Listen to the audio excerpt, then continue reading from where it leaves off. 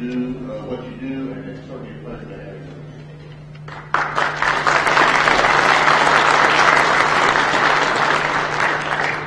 I want to first thank Joseph Grassley for inviting me, and to all of you in the room and all the American Legion veterans across the country, especially right here. Thank you for your service to our country.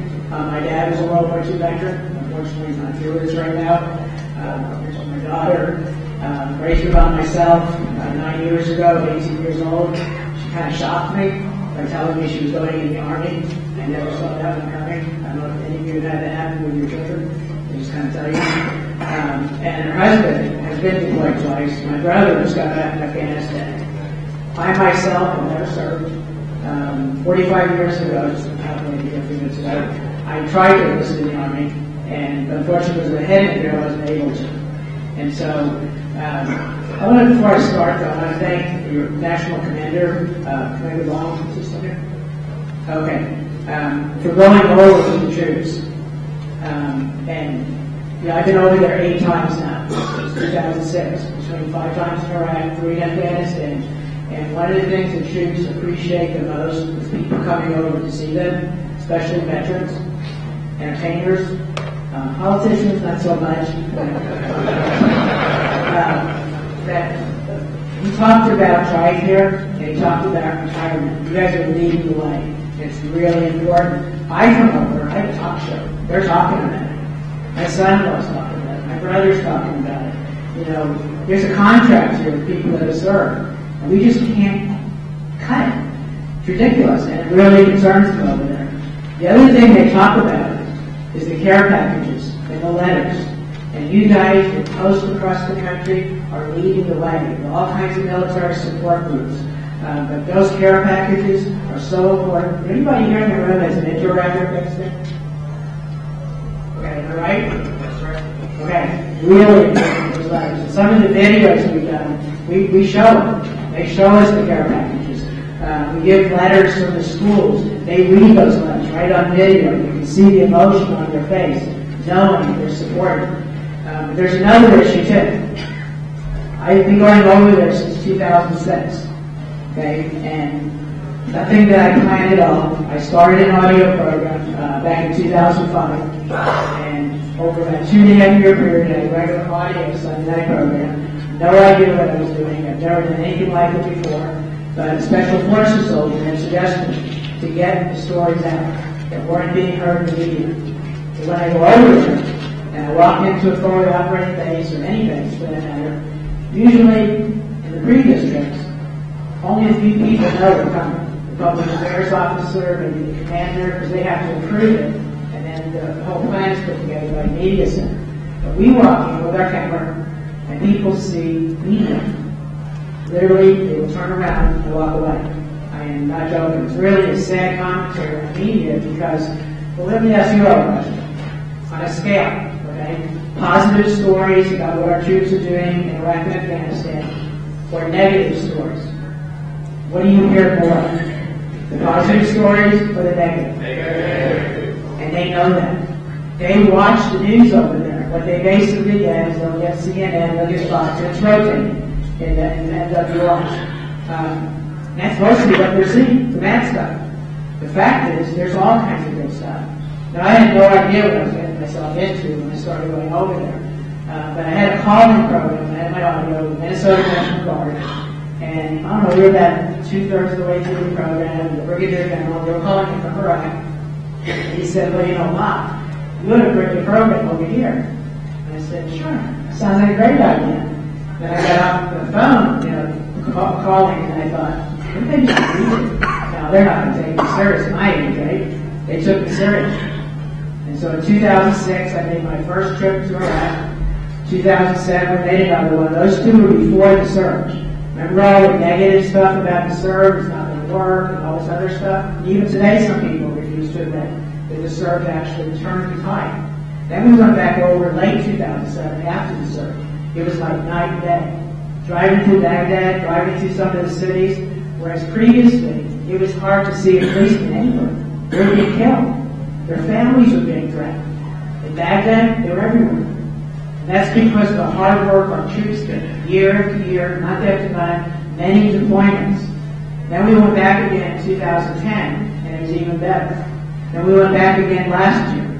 And then I remember going over there, Clifford May, you were talking about the Shia, I don't know if you're still here, but I remember we went to Diwanita with Fort Hood Brigade, and we got taken into a security meeting with the district police chief in Diwanita, Shia town, Shia City. And what did they talk about most? Iran and Hezbollah. Because they were coming in, they were doing everything they could to stir up trouble again. Well, Al-Qaeda does that too. Shoots Sunnis. They're trying still to drive the Shias and Sunnis against each other. And they figure, well, we'll create a civil war and we'll step in and take over. Well, I heard over there, or that I got back in July or September, people saying, well, when our troops come out, it's all going to fall apart. You all heard that? Right? It's all going to fall apart. Well, there have been attempts. But guess what? Iraq hasn't fallen apart. And I don't think they will. I think they'll have challenges. You know, heck, we had a lot of crime across America. We had bad guys too.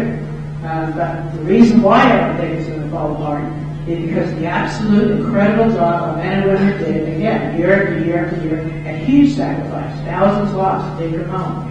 You know, we estimate over 10,000. I've heard this many times, were wounded. And then possibly hundreds of thousands for post-traumatic stress syndrome and traumatic brain injury, which you guys are working on. And I see it in my son-in-law. I see it in my own family, what it can do to a family. So we really have to thank these men and women. And one of the things we've been doing, just to mention real briefly some of the brigades we've been with, Fort Drum, Fort Hood, Navy, Marines, Air Force, Fort Carson, Fort Riley, Fort Benning, many National Guard units, camps from Dakota, Oklahoma, Maryland, Minnesota, Utah, and this goes on and on. State Department officials. And one of the things we do, we go over, is I have a term called going behind the scenes. We go outside the wire, and we go into the villages with the troops, and never did anything else. I may be a little not smart, but we're all of them, but you know, we always go to the troops. But what we do is we document on video the schools they were building, the orphanages, the hospitals. We go into the security meetings, we go into the elder meetings. We go out in the mountains, higher in Colorado where I live. It's amazing, you can really feel the altitude. And we put it all on video.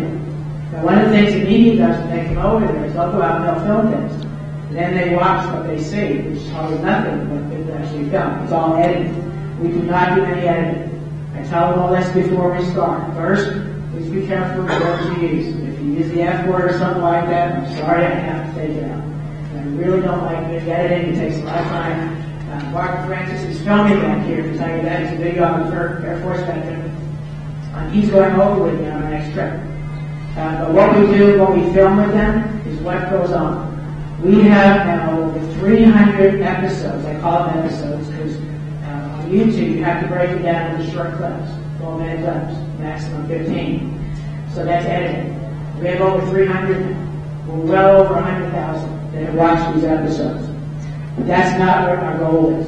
Our goal is millions of American people change the conversation in America when it comes to what our men and women have been doing. And we believe, wanting to accomplish getting the stories out, but they want to get out. They want people to know what they did over there and are continuing to do in Afghanistan today. But we think it will also lead to a resurgence of support for our troops and our veterans across the country and the veterans.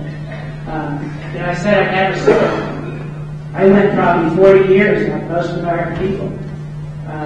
Estimates 90% or higher of American people don't have anybody in their family, don't have anybody close to them who are served. So they really don't know what's going on. I didn't know what was going on, only what you see on the news. We're trying to change that. And so we have the videos on YouTube. Like I said, maybe 100,000 have watched, and that's not millions. And when I was at Fort Benning last year, some of the soldiers I was with said to me, well, Bob, you should put these on DVDs. Well, I don't make money doing this. I live on a small Social Security check. So what happens when you make DVDs? You have to pay for them. And I thought, so what do we do? And they said, well, you're going to have to sell them. I thought, man, I thought my sales days were over. Being a salesman, right? So I've got a really, really good team now. Actually, it's growing. If you go to talkingtoheroes.com and click on the About link, you can drop down and look where it says advisory board. It's growing every day, and most of them are veterans. They've been watching the videos on YouTube, or I interviewed them over there, and they want to get the stories out. You guys want to get the stories out. You want to see it yourself. And So what we decided is, if we're going to have to sell these DVDs, then why not make it a fundraiser? It's all new to me. So little by little, we were putting these together. This is like, I guess you call hot off the press. All the episodes from Afghanistan in August are now on YouTube. They're also on DVD books. And we have put this together as a fundraiser. We're going to co-brand them for organizations that will get them out there. In about 2 weeks, we're going to release a national press release, actually 2 of them. One will be directed to Christian organizations, because one of the things we've been able to do is interview chaplains. And on this last trip, we actually got to film 2 complete worship services in Bangladesh. It was unbelievable. You go to church, you really appreciate this. I mean, right there in Muslim world, here's our true worshiper. So we have all that. So we're going to have a Christian news service that's offering to put it out for free, not charging us. And then the next one would be do the media, but we're not going to rely on the media. They tend to ignore the news releases for some reason. I don't hear one. That's kind of sad, by the way.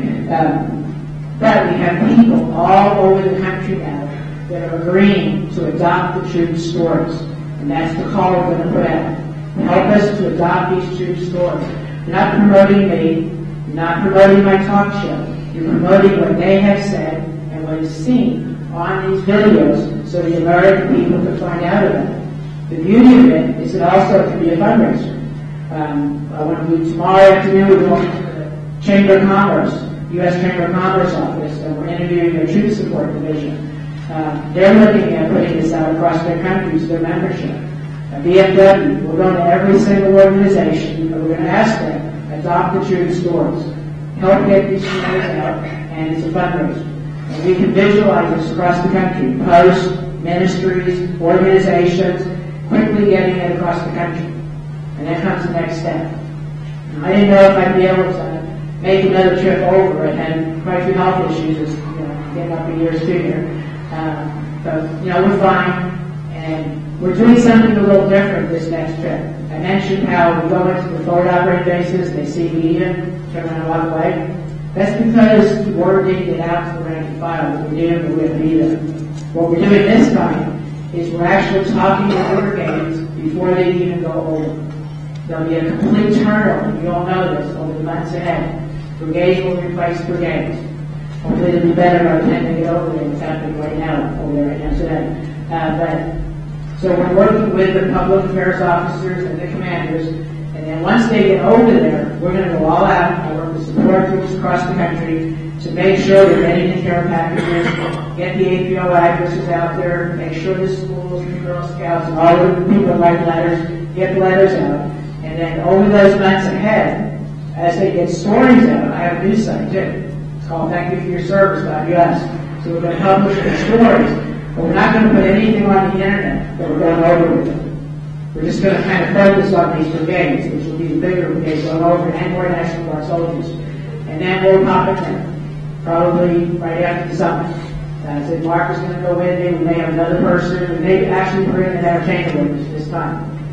Because of the way we're doing this, by the time we get over there, they're going to have all kinds of places already planned on their schedule to take us to in the Afghan villages. And we're going to bring back, I hope, more progress stories than we've never had before,